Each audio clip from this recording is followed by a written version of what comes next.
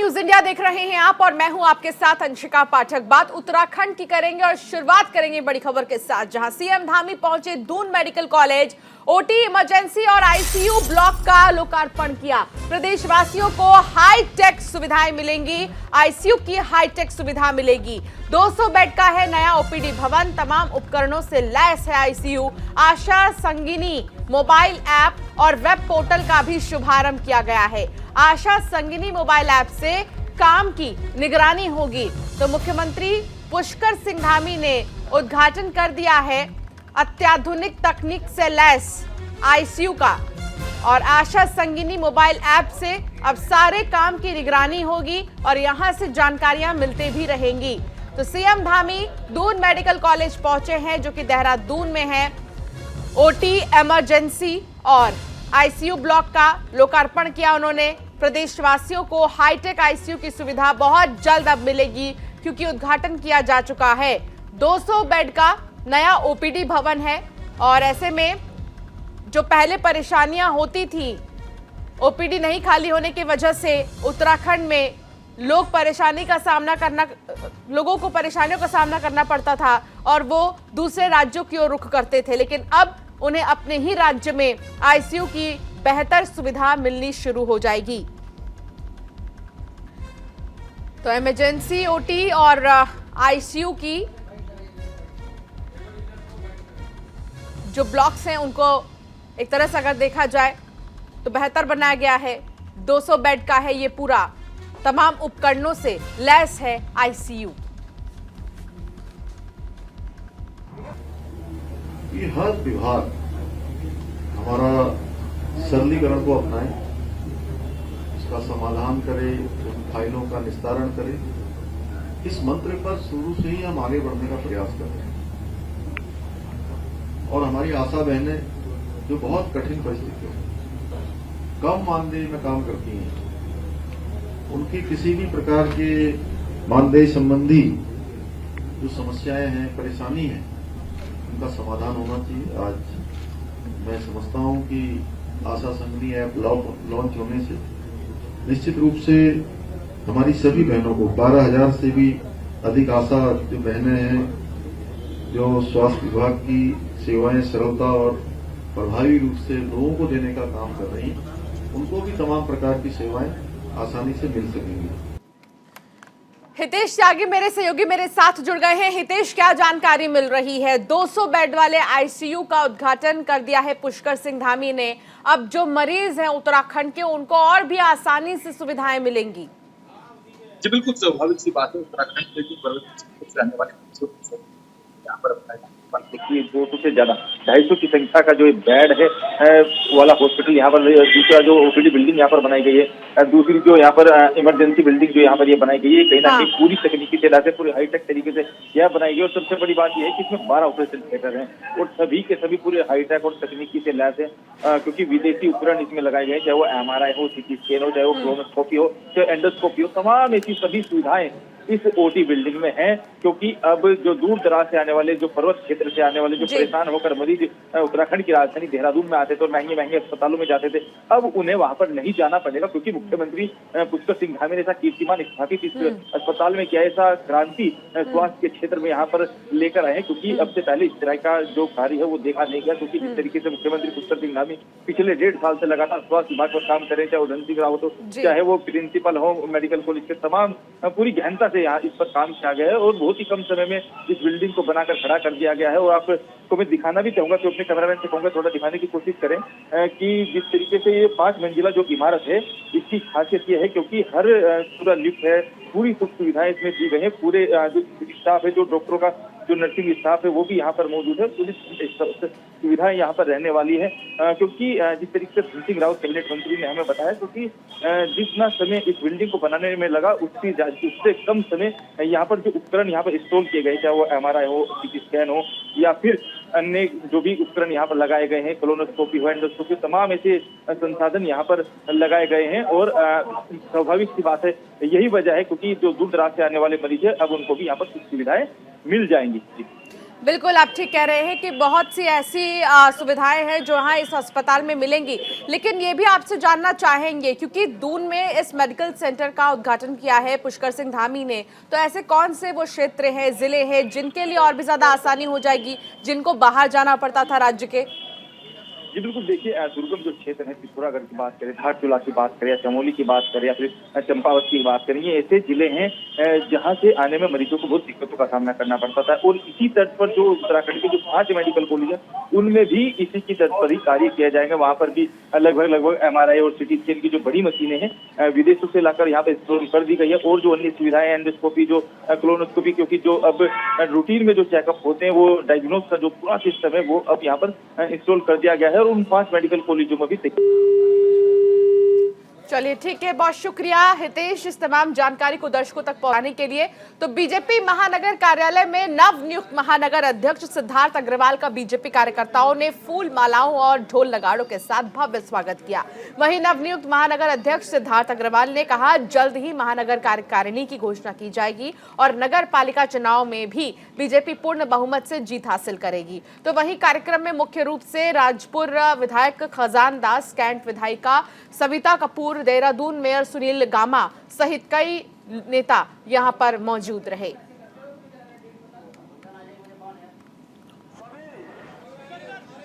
कार्यकारिणी का विस्तार तो जैसा शीर्ष नेतृत्व का आदेश होगा और धीरे धीरे सब समय के अनुसार सारी चीजें हो जाए। नगर निकाय चुनाव आने वाला है। भारतीय जनता पार्टी पूरे 12 महीने 24 घंटे रणनीति में ही रहती है और भारतीय जनता पार्टी के सामने ना तो कोई चुनौती है और ना कोई ऐसी बात है, तो इसमें कोई चिंता का, कोई चुनौती का विषय ही नहीं है कि नगर निकाय चुनाव है। सहकारिता मंत्री डॉक्टर धन सिंह रावत ने सहकारी विकास परियोजनाओं के निर्देशालय में वेबसाइट और MIS के उद्घाटन के बाद अधिकारियों के साथ समीक्षा बैठक की। बातचीत में उन्होंने कहा कि हर जिले से प्रगतिशील किसान सेब के लिए, कश्मीर हिमाचल डेयरी के लिए, गुजरात मछली के लिए, गोवा और आंध्र प्रदेश और भेड़ बकरी के लिए, राजस्थान और लेह लद्दाख के अध्ययन के लिए जाएंगे। उन्होंने किसानों के चयन करने के लिए निबंधक सहकारिता को निर्देशित दिया है और इस अध्ययन का खर्चा राज्य समेकित सहकारी विकास परियोजना विभाग करेगी।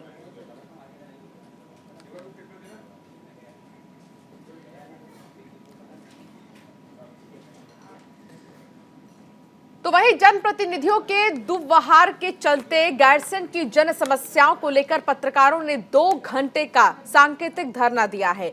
पर्वतीय पत्रकार association, nationalist union of journalist Uttarakhand, श्रमजीवी पत्रकार संघ थराली सहित क्षेत्रीय जनप्रतिनिधियों ने समर्थन दिया।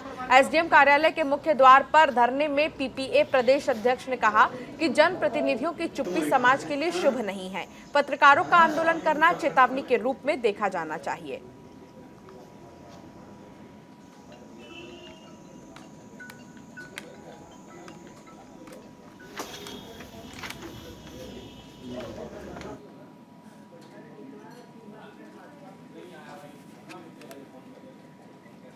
हरिद्वार में प्रदूषण फैलाने वाली 5 अवैध फैक्ट्रियों को सील किया गया है। वहीं प्रशासन की कार्रवाई से हड़कंप मच गया है। SDM पुराण सिंह राणा ने छापेमारी कर अवैध प्लास्टिक उत्पाद बनाने वाले और प्रदूषण फैलाने वाली 5 फैक्ट्रियों को सील कर दिया है। तो ये तस्वीर दिखा रहे हैं सील की 5 अवैध फैक्ट्रियों को सील किया गया है। प्रशासन की कार्रवाई से मौजूदा समय में इलाके में हड़कंप मच गया है। प्लास्टिक उत्पाद बनाने वाली फैक्ट्री पर कार्रवाई की गई है। प्लास्टिक बैन है और ऐसे में किसी भी सामान को यहाँ पर ना बनाया जाए जो कि प्लास्टिक से बना हो, इसको ध्यान में रखते हुए यहाँ पर इस फैक्ट्री पर ताला लगा दिया गया है। कई सारी ऐसी कंपनियां हैं जो आसपास में चल रही थी, जिनको ध्यान में लिया गया और कार्रवाई भी की गई है।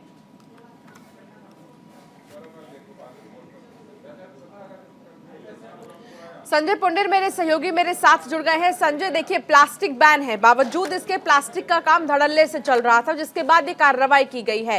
क्या जानकारी आपके पास, कितनी फैक्ट्रियों को बैन किया गया है, कितनी फैक्ट्रियों पर ताला लगाया गया है और यहाँ से क्या कुछ मिला है?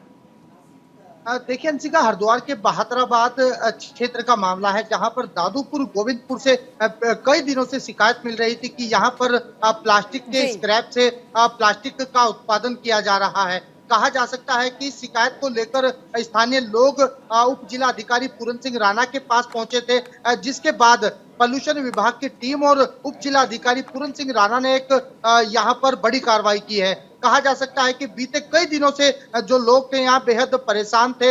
हालांकि यहाँ पर कई लोग बीमार भी हो चुके थे। हालांकि इसको लेकर करीब 5 फैक्ट्रियों को यहाँ सील किया गया है। इनका साफ तौर पर कहना है कि अगर कोई भी इस तरह के काम करता हुआ पाया गया तो उसके खिलाफ कार्रवाई की जाएगी।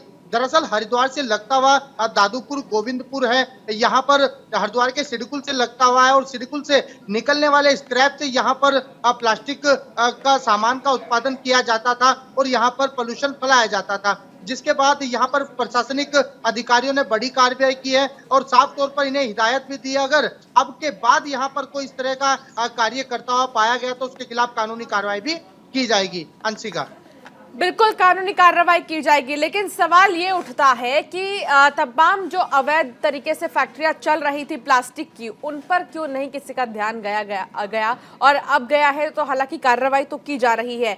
कितने लोग यहाँ पर काम करते थे और ये लोग कहाँ के रहने वाले थे? क्या ये उत्तराखंड के ही रहने वाले थे? बिल्कुल अंशिका, आपको बता दें सिडकुल से लगता हुआ क्षेत्र है दादूपुर गोविंदपुर और लोग अपने पालन पोषण के लिए यहाँ पर प्लास्टिक को जलाते हैं, उससे प्लास्टिक का उत्पादन करते हैं। कहा जा सकता है कि बीते कई दिनों से जब स्थानीय लोगों को दिक्कत होने लगी, वहां पर बीमारी बढ़ने लगी, उसके बाद से ही कई स्थानीय लोगों ने उप जिला अधिकारी को एक ज्ञापन सौंपा और शिकायत के माध्यम से बताया कि यहाँ पर दिन हो या रात हो लगातार प्लास्टिक के कचरे को जलाया जाता है। जो फैक्ट्री से निकलने वाला स्क्रैप है उसे जलाया जाता है, उससे कहीं ना कहीं बीमारी भी बढ़ रही है, जिसको देखते हुए प्रदूषण विभाग की टीम यहाँ पर पहुंची है। हालांकि अभी 5 फैक्ट्रियों को सील किया और उसके बाद लगातार छापेमारी जारी है। इस कार्रवाई से जो फैक्ट्री संचालक है उनमें कहीं ना कहीं हड़कंप मचा हुआ है। कहा जा सकता है कि अगर कोई भी इस तरह का कार्य करता है तो उसके खिलाफ भी बड़ी कार्रवाई की जाएगी। अंशिका, चलिए ठीक है, बहुत शुक्रिया इस तमाम जानकारी के लिए संजय। हरिद्वार में सामुदायिक स्वास्थ्य केंद्र के नगर स्वास्थ्य अधिकारी हेमंत आर्य ने बढ़ते डेंगू के प्रकोप को देखते हुए आम लोगों को हिदायत दी कि अपने आसपास के क्षेत्र को साफ सुथरा रखें, किसी भी स्थान पर पानी जमा न होने दें। साथ ही इलाके में डेंगू और मलेरिया जैसे बीमारी ने अपना पैर पसार रखा है, लोगों में संक्रमण के मामले काफी दिख रहे हैं। उन्होंने बताया कि डेंगू और मलेरिया जैसे मच्छर के लार्वा साफ पानी में पनपते हैं। ये बता दें कि गंदे पानी में ये बीमारियां पनपती हैं और इसके साथ ही ये बीमारी बहुत ही ज्यादा घातक और परेशान कर देने वाली है। उन्होंने ये भी जानकारी दी है कि उक्त संबंध में आंगनबाड़ी और आशाओं से लोगों को जागरूक करने को भी कहा जाएगा।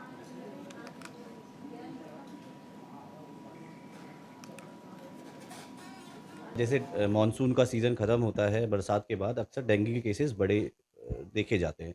तो इस बार भी ऐसे डेंगू केसेस कई अर्बन एरियाज़ में या पेरी अर्बन एरियाज़ में देखने को मिले हैं। तो इस संबंध में स्वास्थ्य विभाग की तरफ से लगातार लोगों को जागरूक किया जा रहा है। आशाओं के माध्यम से घर घर में जाकर के लोगों को बताया जा रहा है कि डेंगू का मच्छर जो है वो साफ़ सुथरे पानी में अपने घर में ही किसी जगह पर, ऐसा नहीं है कि वो डेंगू का वायरस आपको बाहर नाले में या खुली जगह में मिलेगा, वो घर के अंदर ही किसी साफ़ पानी में मिलता है। तो इस तरह के चीज़ों को हमें, जैसे कोई पानी कहीं पे इकट्ठा ना हो तो उस पानी को हम आशाओं के माध्यम से देख रहे हैं। जैसे रेफ्रिजरेटर के पीछे जो पानी का स्टोरेज हो जाता है, या कोई घर में कोई पुराने टायर पड़े हुए हैं छत में, या कोई गमले हैं, तो इस तरह की चीज़ें हैं, उनके अंदर अक्सर पानी इकट्ठा हो जाता है, बरसात का पानी, और ध्यान नहीं दिया जाता उन जगहों पर। तो वहाँ पे बहुत आसानी से ये मच्छर आ जाता है, पनप जाता है।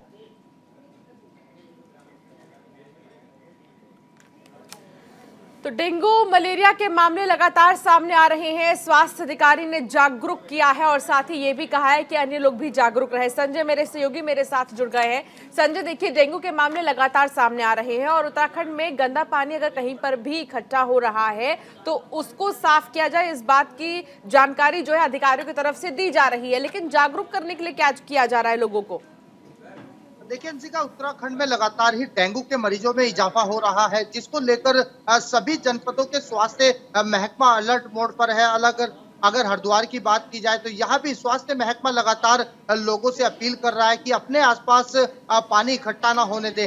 पानी साफ हो या गंदा, पानी में ही मच्छर उत्पन्न होता है, डेंगू का जो लार्वा होता है वहीं उत्पन्न होता है, जिसके बाद कहीं ना कहीं डेंगू का खतरा बढ़ जाता है। अगर बीते दिनों की बात की जाए तो बीते दिनों लगातार ही हम देख रहे हैं कि हरिद्वार के ग्रामीण क्षेत्रों में जो डेंगू के मरीज है उनमें वृद्धि हो रही है। अगर लक्सर की बात की जाए, रुड़की की बात की जाए या फिर झबरेड़ा की बात की जाए, तमाम जगह से सैकड़ों मरीजों में डेंगू के लक्षण पाए गए हैं, जिसको लेकर हरिद्वार का स्वास्थ्य महकमा पूरी तरह अलर्ट है। हालांकि इसको लेकर समय समय पर जागरूक भी कर रहा है और लोगों से कह रहा है कि अपने आसपास स्वच्छता का विशेष ध्यान रखें ताकि डेंगू के खतरे से आप बच सके।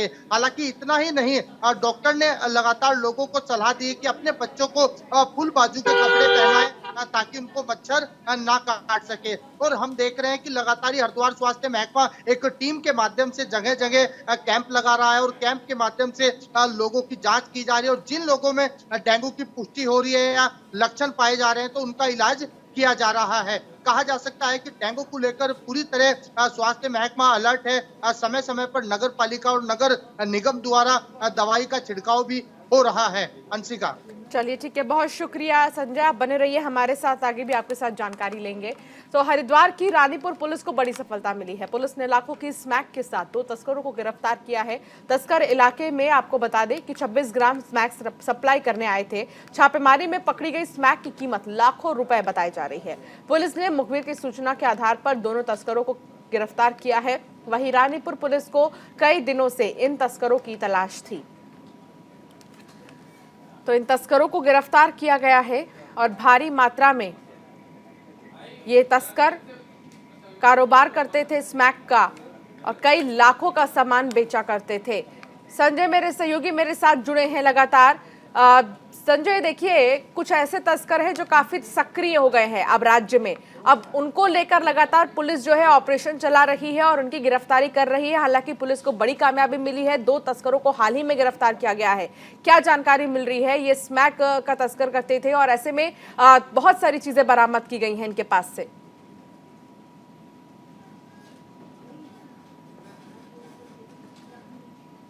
पुलिस नशे के खिलाफ लगातार ही एक अभियान चला रही है और उस अभियान के माध्यम से सभी तस्करों को जेल भेजा जा रहा है। ताजा मामला हरिद्वार के रानीपुर कोतवाली क्षेत्र का है, जहां कई दिनों से 2 तस्करों की तलाश में पुलिस लगातार दबिश दे रही थी। हालांकि काफी मशक्कत के बाद 2 तस्करों को घेराबंदी के साथ यहां पर गिरफ्तार किया है। करीब लाखों की स्मैक इनसे बरामद की गई है। कहा जा सकता है कि अब इनको जेल भेजा जा रहा है। इनसे पूछताछ की जाएगी कौन इनके सरगना है, कहां से ये स्मैक लाते हैं। हालांकि आपको बता दें उत्तर प्रदेश के मुजफ्फरनगर के रहने वाले ये तस्कर है और इनसे लाखों की स्मैक बरामद हुई है। कहा जा सकता है कि जो भी इनके पीछे लोग होंगे उनको भी जल्दी गिरफ्तार कर लिया जाएगा। अंशिका, बहुत शुक्रिया संजय इस तमाम जानकारी को दर्शकों तक पहुंचाने के लिए। तो बीजेपी जिला अध्यक्ष रमेश मैखुरी के पहली बार जिला आगमन पर गौचर और कर्णप्रयाग में बीजेपी कार्यकर्ताओं ने फूल मालाओं और ढोल नगाड़ों के साथ उनका जोरदार स्वागत किया।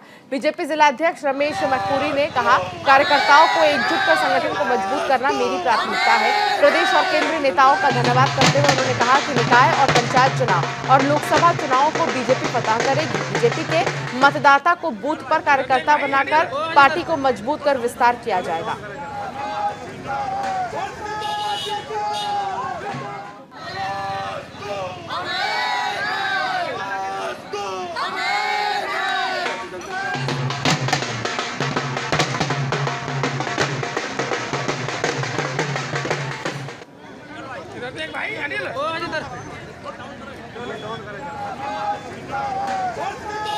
वहीं हरिद्वार में सिखों के 10वें गुरु गुरु गोविंद सिंह के स्थापित श्री पंचायती अखाड़ा निर्मल में वर्चस्व को लेकर घमासान थमने का नाम नहीं ले रहा है। अखाड़े में 2 गुट एक बार फिर आमने सामने आ गए हैं। वहीं कुंभ मेले के दौरान अखाड़े के सचिव महंत बलवंत सिंह को अखाड़े की संपत्तियां खुद बुर्द किए जाने और भू माफियाओं से मिलकर अखाड़े के पदाधिकारियों के साथ दबंगई करने के आरोप में सचिव पद से बर्खास्त कर दिया गया। उनकी जगह कार्यवाहक सचिव इलाहाबाद के रहने वाले महंत देवेंद्र सिंह को बनाया गया है। ये मामला कोर्ट ने चल रहा है, लेकिन आज पंजाब से काफी संख्या में संत हरिद्वार श्री पंचायती अखाड़ा निर्मल पहुंचे, जिसके बाद ये विवाद एक बार फिर गर्मा गया है।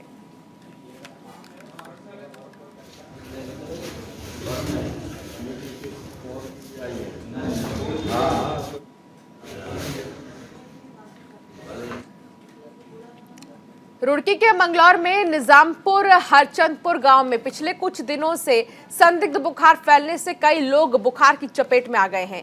ग्रामीणों का आरोप है कि स्वास्थ्य विभाग की लापरवाही मरीजों पर भारी पड़ रही है। ग्रामीण अलग अलग अस्पतालों में अपना इलाज करवा रहे हैं, लेकिन स्वास्थ्य विभाग सिर्फ एक दिन खाना पूर्ति के लिए गांव में आया और लोगों के सैंपल ले गया, लेकिन हकीकत कुछ और ही है। फिलहाल गांव में अभी कई लोग बीमार हैं और स्वास्थ्य विभाग की लापरवाही साफ दिखाई दे रही है, क्योंकि लोग निजी अस्पतालों में इलाज करवाने को मजबूर हो गए हैं।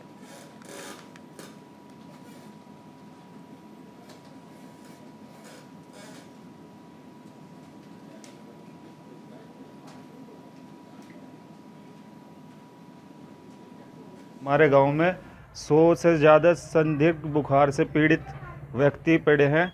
सरकार इस पर कोई ध्यान नहीं दे रही है। किसी प्रकार की कोई जांच की व्यवस्था, कोई कैंप गांव में नहीं लग पा रहा है और कोई भी नेतागण या कोई इस बारे में नहीं सोच रहा है कि गांव में इतने ज़्यादा मरीज होना अच्छी बात नहीं है।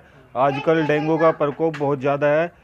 हमारी सरकार से प्रार्थना है कि कृपया गांव में एक कैंप लगाएं, जिससे मरीजों की स्वास्थ्य जांच हो सके और उन्हें स्वास्थ्य। देखिए, ये हमारा जो गांव पड़ता है हरचंदपुर और निजामपुर, इसकी हालत तो बहुत ज़्यादा ही ख़राब हो रखी है इस टाइम पे।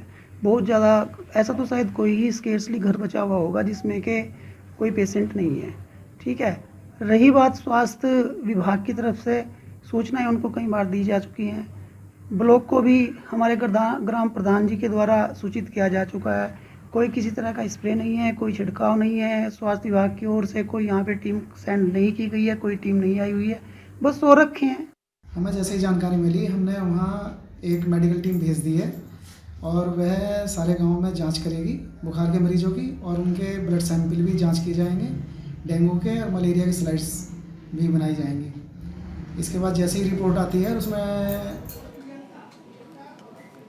हरिद्वार के लक्सर में रेलवे कॉलोनियों में रेल कर्मचारियों के आवासों पर एक साथ कई चोरियों के बाद अब रेल प्रशासन एक्शन में नजर आ रहा है और खुद रेलवे सुरक्षा बल के साथ कार्रवाई को अंजाम देने उतरे हैं। बता दें कि प्रभाग के वरिष्ठ खंड अभियंता मनोज सुधाकर ने रेलवे आवासों में अनाधिकृत रूप से संदिग्धों पर कार्रवाई की शुरुआत कर दी है। कार्रवाई का नेतृत्व कर रहे रेलवे के वरिष्ठ खंड अभियंता मनोज सुधाकर के मुताबिक 2 दिन पहले ही अनाधिकृत निवास का मामला उनके संज्ञान में आया है, जिसके संदर्भ में उनके द्वारा रेलवे सुरक्षा बल को पत्र देकर रेल आवास खाली कराने के लिए कहा गया था।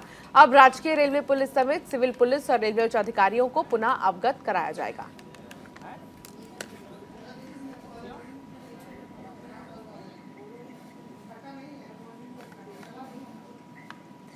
और चलिए, फिलहाल इस बुलेटिन में इतना ही। आप बने रहिए न्यूज़ इंडिया के साथ।